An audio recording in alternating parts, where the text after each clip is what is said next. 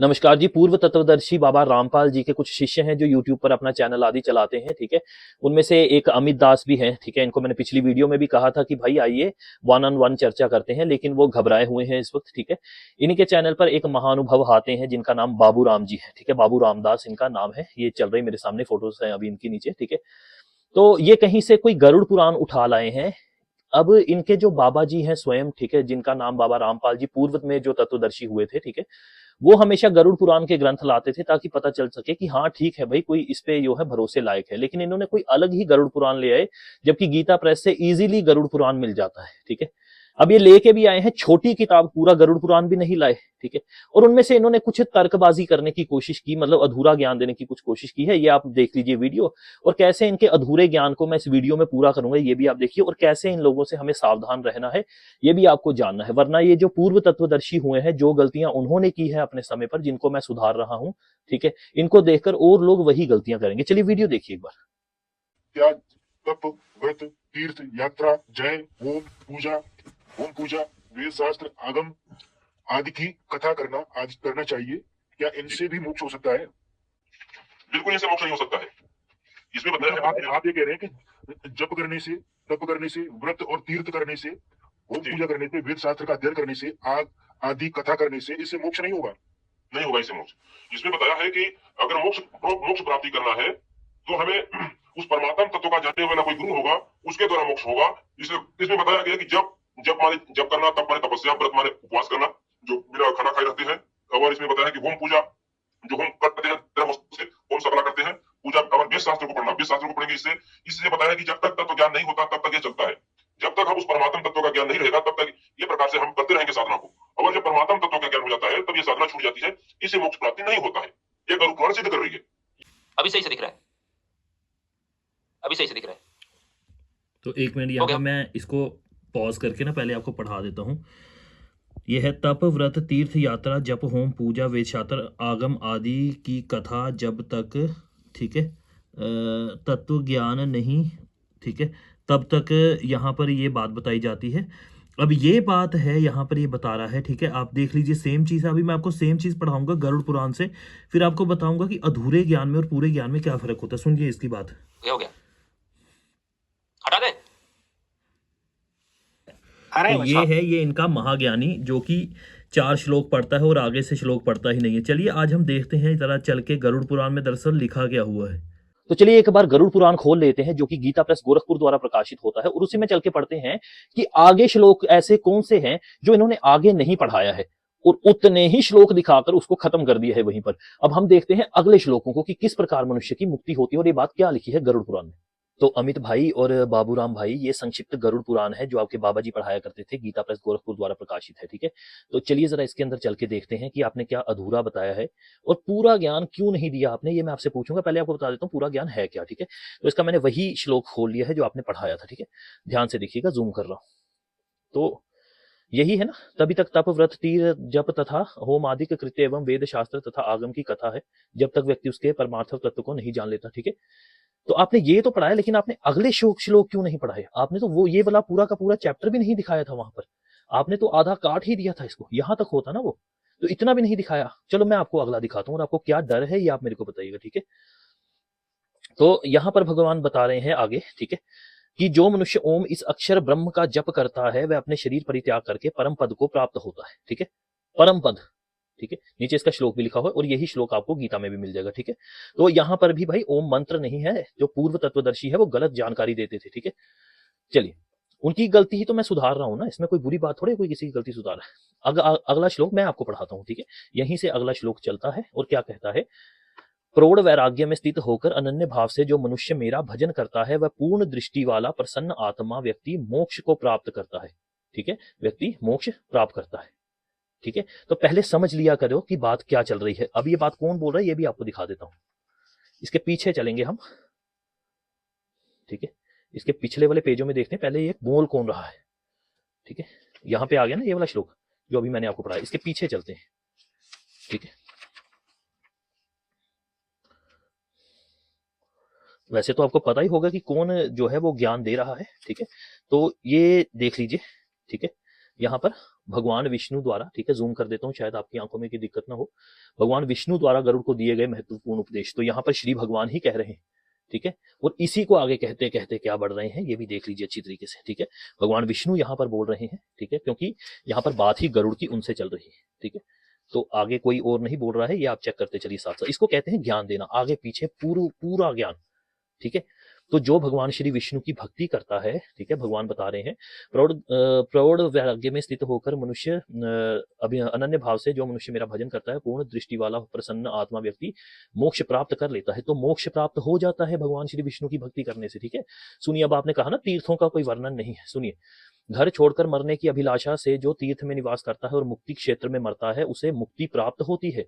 अयोध्या, मथुरा, माया, काशी, कांची, अवंतिका तथा द्वारका, ये 7 पुरियां मोक्ष प्रदाता है, ठीक है।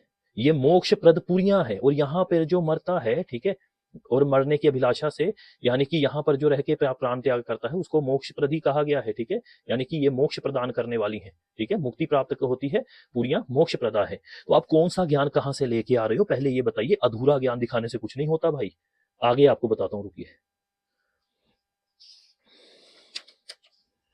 अब आपने कहा ना कि वेदों में से केवल परमार्थ ही जानने योग्य है, ठीक है, यहाँ जो जानने वाली बात है वही जानने योग्य है।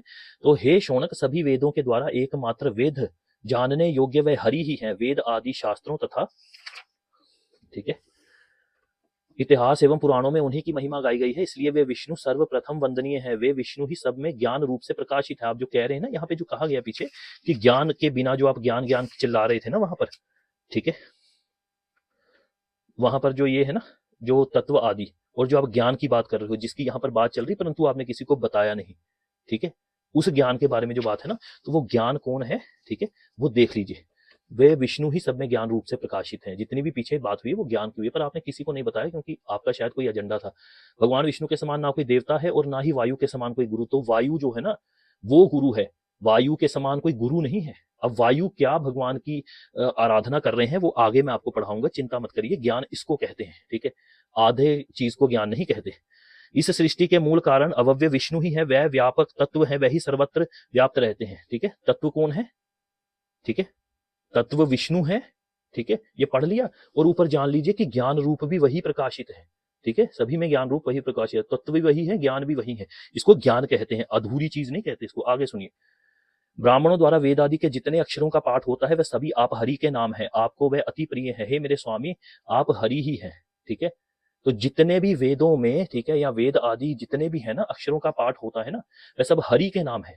तो वेदों में कोई भी नाम आएगा वो हरि का ही नाम है, ठीक है, चाहे वो धाता, पूषा, पृथ्वी हो, ठीक है, या फिर वह कवि हो या कोई भी हो। इसका हमारे पास प्रमाण है, आपके पास किसी चीज का कोई प्रमाण नहीं है। चलिए आगे चलते हैं,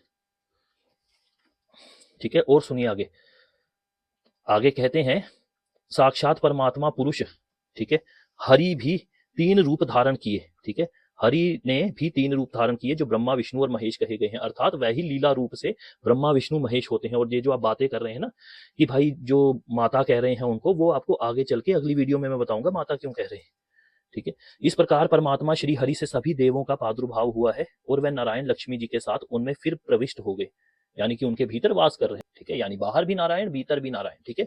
तो आगे और आपको पढ़ाता हूं। अब वायु ही हमारे परम गुरु है, क्योंकि वायु जैसा कोई और गुरु नहीं है। ये हमने पहले ही पढ़ लिया है, ये पढ़ा ना, आप दोबारा पढ़ लीजिए एक बार।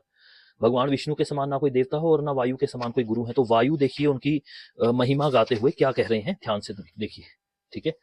वायु कह रहे हैं, हे प्रभु सभी देवता, ठीक है, आप सभी देवगण आपके सेवक हैं, जितने भी देवगण हैं सब आपके सेवक हैं। आपके चरण बिंदु की सानिध्य परम दुर्लभ है। हे रमेश, हे नाथ, लोकों में जो आपकी भक्ति से विमुख हैं, जो पाप कर्म करने वाले हैं तथा जो अत्यंत दुखी हैं, ऐसे प्राणियों पर अनुग्रह करने के लिए आपका अवतरण होता है। हे वासुदेव, आप अपने अवतारों के द्वारा गौ, ब्राह्मण और देवताओं आदि के क्षेम तथा कल्याण के लिए नाना प्रकार की लीलाएं करते हैं, ठीक है। तो याद रखिएगा, लीला शब्द अगली वीडियो में आपके बहुत काम आने वाला। जब आप ये पूछ रहे हैं ना कि वहां पे वो स्तुति क्यों कर रहे हैं देवी की, तब आपको बताऊंगा क्यों कर रहे हैं, ठीक है। लीला किया करते हैं, आपके अवतार का अन्य कोई दूसरा प्रयोजन नहीं है। हे पुण्यश्रेष्ठ, आपके जो चरणामृत हैं उनका गुणानुवाद करने से मेरा मन तृप्त नहीं होता, इसलिए हे मुकुंद, एक अविचल भक्ति भाव वाले, ठीक है, भक्त के समान मुझे भक्ति प्रदान करे, ताकि मेरा मन आपके पदारविंदों में लगा रहे। हे देव, जितने पदार्थ हैं उन्हें देखकर ये हरि की प्रतिमा है ऐसा मानकर हे देव मैं उसमें स्थित हरि रूप समझकर आपका भजन करूं, आप ऐसी कृपा करें। ठीक है, ऊपर भी पढ़ लीजिए जो पढ़ना है आपने। ठीक है, मैं ही पढ़ देता हूँ। मेरी निद्रा आपकी वंदना रूप बन जाए, मेरा संपूर्ण आचरण आपकी प्रदक्षिणा हो जाए, मेरा व्यवहार आपकी स्तुति बन जाए, ऐसा समझकर मैं आपके चरणों में स्वयं को समर्पित करता हूँ। ठीक है, तो गुरु का ये काम होता है। ठीक है, क्योंकि गुरु जो है वायु है। ठीक है, वायु के समान कोई गुरु नहीं है, अर्थात सर्वश्रेष्ठ गुरु ही वायु है। और जो व्यक्ति सर्वश्रेष्ठ गुरु के अनुरूप ना जाकर अपना ज्ञान दे रहा है या विष्णु से अलग किसी को परमात्मा बता रहा है, वह स्वयं ही गुरु नहीं है, यानी कि वो शास्त्र के विरुद्ध जाकर बातें कर रहा है। ठीक है, अब आप ये पढ़ लीजिए कि ये हरि कौन है। ठीक है, और आगे चल के और आपसे अवश्य बहुत सारी बातें होंगी। ठीक है, और ये मुकुंद कौन है ये भी पढ़ लीजिएगा। ठीक है, तो उम्मीद है आपने समझा होगा। अब इसको जरा मैं जूम आउट कर देता हूं। ठीक है, तो इसी प्रकार ये गरुड़ पुराण है, इसको गरुड़ पुराण कहते हैं। आपके गुरु पूरी उम्र यहां से ज्ञान देते रहे गीता प्रेस से, आपने दूसरा उठा लिया, गुरुद्रोही भी हो गए आप। तो ये जो गेम खेलने की आपने कोशिश की ना, ये गेम आज आपके ऊपर उल्टी पड़ गई दरअसल।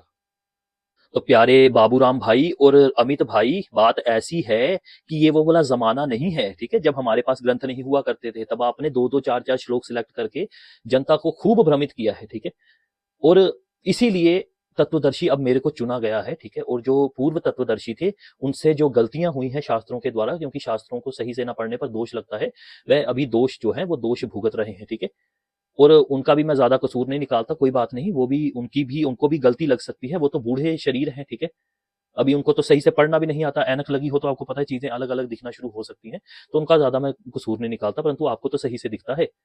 ठीक है, तो अगली वीडियो में ये जो आप कहते रहते हैं ना कि भाई वो उनकी वंदना कर रहे हैं कि आप हमारी माता हो आदि, ठीक है, उसका आपको जवाब अगली वीडियो में देता हूँ।